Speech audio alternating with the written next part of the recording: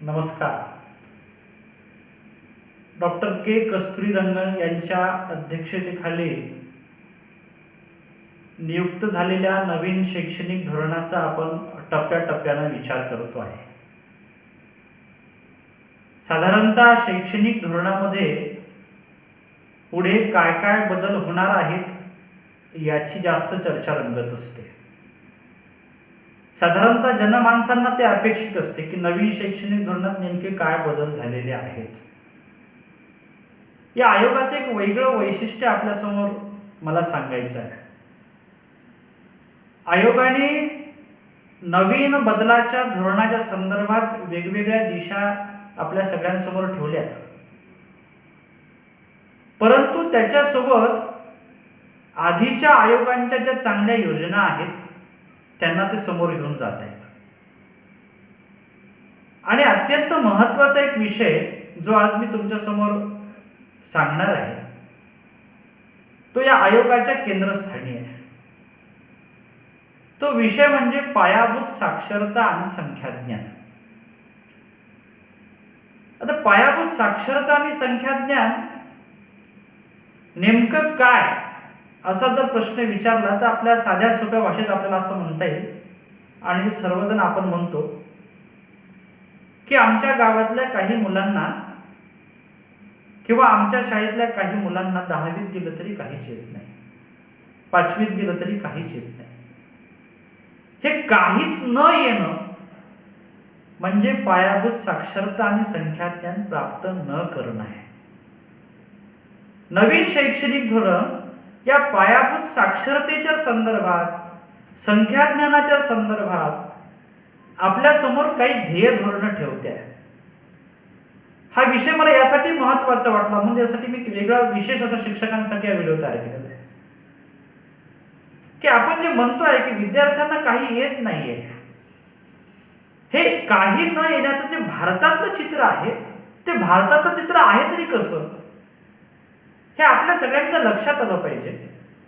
आणि ही जी संख्या आहे ती संख्या कशी वाढते आहे त्याचा तुम्ही आम्ही विचार करून काय उपाययोजना करू शकतो का, त्या संदर्भातला अत्यंत महत्त्वाचा असा व्हिडिओ आहे पायाभूत साक्षरता आणि संख्याज्ञान. जो विद्यार्थी शिकतो त्या विद्यार्थ्याला वाचन लेखन क्षमता आली पाहिजे, संख्यावरच्या क्रिया आल्या पाहिजे, बेरीज वजाबाकी गुणाकार भागाकार करता आला पाहिजे, वर्गानुसार करता आला पाहिजे. हे सगळं शिक्षण क्षेत्रात अपेक्षित आहे. एक आवश्यक आणि एक अनिवार्य अशी महत्वाची अशी क्रिया आहे. आवश्यकही आहे आणि अनिवार्य आलंच पाहिजे. 5वीत गेला 6वीत गेला त्या वर्गानुसार त्याला तेवढं यायला हवं. परंतु सरकारचं सर्वेक्षण असो किंवा सरकार सोडून गैर सरकारी सर्वेक्षण असो, या सगळ्यांमध्ये या गोष्टींचं एक प्रतिबिंब दिसलेलं आहे की पायाभूत साक्षरतेमध्ये आणि संख्याज्ञानामध्ये एक मोठी संख्या वंचित आहे. मोठी म्हणजे किती असेल? भारतामध्ये पायाभूत साक्षरता आणि संख्याज्ञानामध्ये 5 कोटी विद्यार्थी मागे आहेत. 5 कोटी कशाला म्हणतात? 5 कोटी विद्यार्थी शिक्षणाच्या प्रवाहाच्या संदर्भात कुठेतरी अडखळलेले आहेत. आणि ही जी स्थिती जर आपण सुधारली नाही तर शैक्षणिक धोरणाच्या अहवालामध्ये असं लिहिलेलं आहे की 5 कोटीवरून ही संख्या 10 कोटी व्हायला फार वेळ लागणार नाही. भारतासारख्या विशाल खंडोपाय देशामध्ये 10 कोटी संख्या विद्यार्थ्यांची पायाभूत साक्षरतेपासून संख्याज्ञानापासून जर दूर असेल तर ती अत्यंत गंभीर अशी बाब आहे. म्हणून शैक्षणिक धोरणाचा उद्देश आहे, व्हिजन आहे की 2025 पर्यंत 5व्या वर्गापासून समोरच्या सगळ्या वर्गांपर्यंत विद्यार्थ्यांना साक्षरता आणि संख्याज्ञान प्राप्त झालं पाहिजे. 2025 पर्यंत त्याचा ते त्यांनी उद्देश ठेवलेला आहे. आपण याच्या मुळाचा विचार करू की एखाद्या विद्यार्थ्याला पायाभूत साक्षरता, पायाभूत ज्ञान प्राप्त का होत नाही, संख्याज्ञान का येत नाही? काही कारण असतील. याचे काही कारण हे शिक्षण धोरणानं आपल्या समोर ठेवलेलं आहे की साधारणतः काय होते की त्या शाळेमध्ये 2 शिक्षक ही शाळा असतो, एक शिक्षक प्रशिक्षणाला जातो आणि मग त्या शिक्षकाचे प्रशिक्षण सुरू होते. दुसरा शिक्षक तसाच राहतो. हा प्रशिक्षण हा एक मधला मी अडचण सांगितली. दुसरा एक महत्वाची अडचण जी मागच्या व्हिडिओमध्ये पण मी म्हटली की विद्यार्थ्याचं प्रमाण आणि शिक्षकांचं प्रमाण हे योग्य नाही आहे. 60 विद्यार्थ्याच्या मागे एक विद्यार्थी एक शिक्षक, 60 विद्यार्थ्यांच्या मागे एक शिक्षक, अशा प्रकारचं शिक्षण व्यवस्थेतलं शिक्षकांचं आणि विद्यार्थ्यांचं प्रमाण आहे. 10 लाख शिक्षकांच्या जागा रिक्त आहेत. हे सुद्धा एक अडचण आहे. विद्यार्थ्यांची भाषा आणि शिक्षक ज्या भाषेतून शिकवतात पुस्तकातली ती पुस्तकांची भाषा याच्यामध्ये पण बराचसा साम्य आहे. अध्ययनाची भाषा, अध्यापनाची भाषा विद्यार्थ्यांना मग याच्यामध्ये जड जाते, समजत नाही. आणि चौथा महत्वाचा एक मुद्दा असा आहे की विद्यार्थ्यांचं स्वास्थ्य, विद्यार्थ्यांचं पोषण याच्याकडे लक्ष द्यावं लागतं. ग्रामीण भागामध्ये आजही प्रश्न आहे.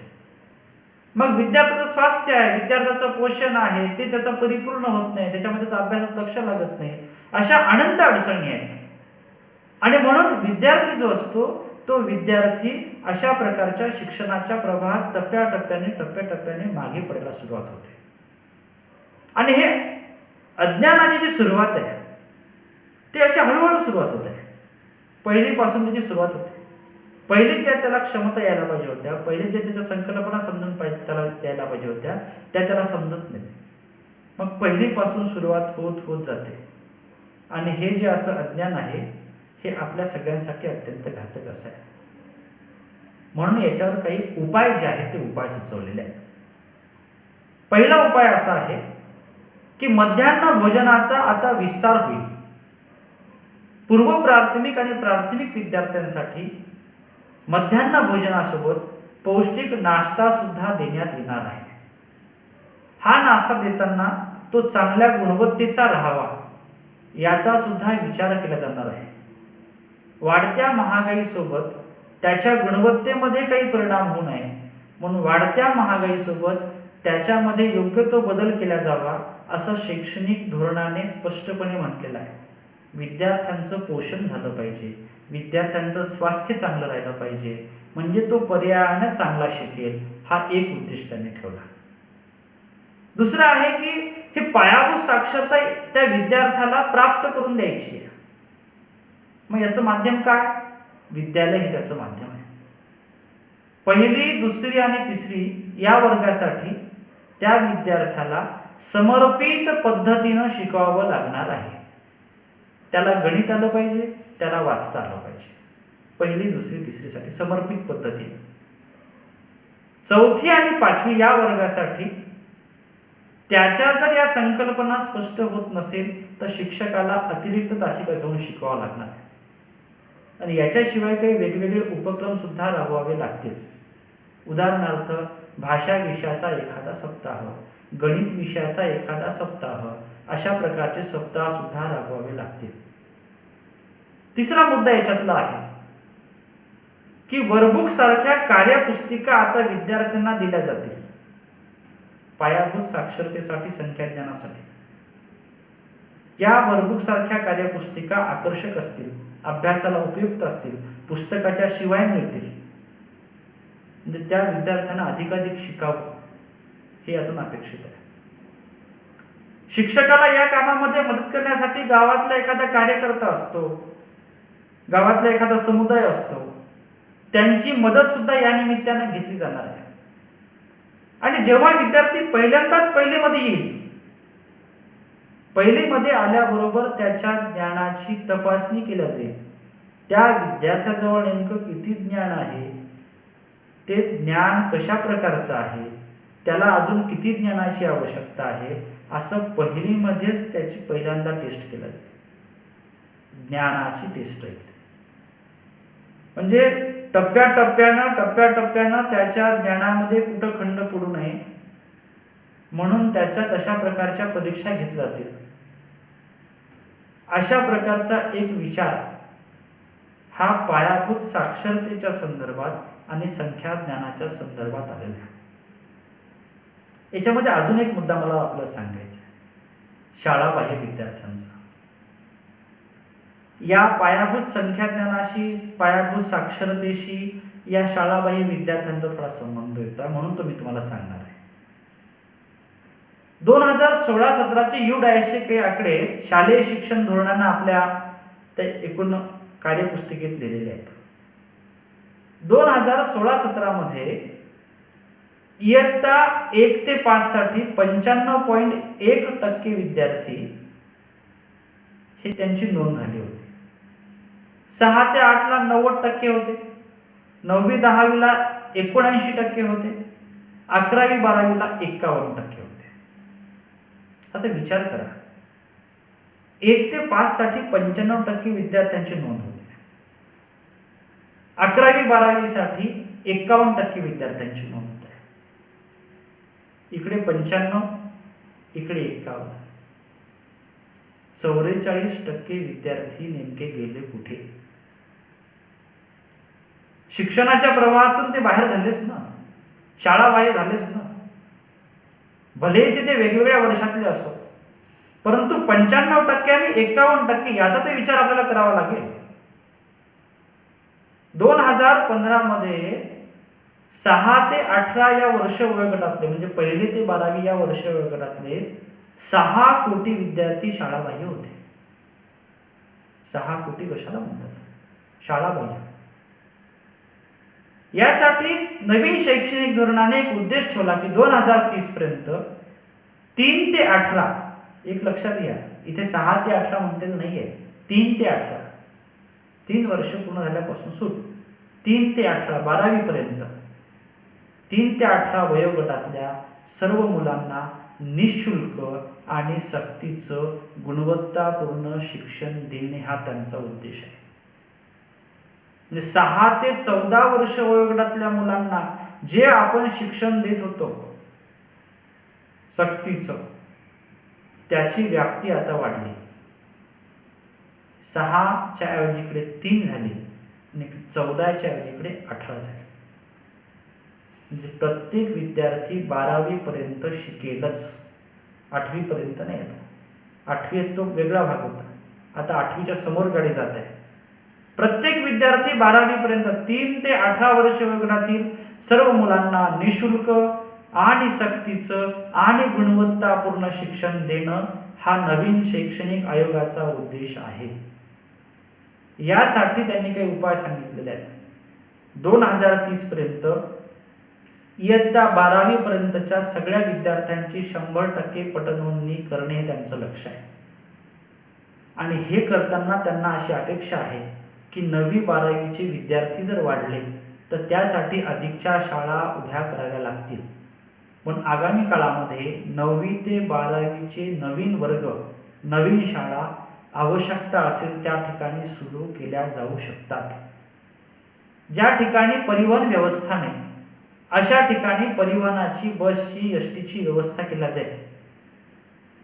ज्या ठिकाणी मुलींना बसेस उपलब्ध नाहीत त्या ठिकाणी मुलींना सायकल उपलब्ध करून दिल्या जाईल.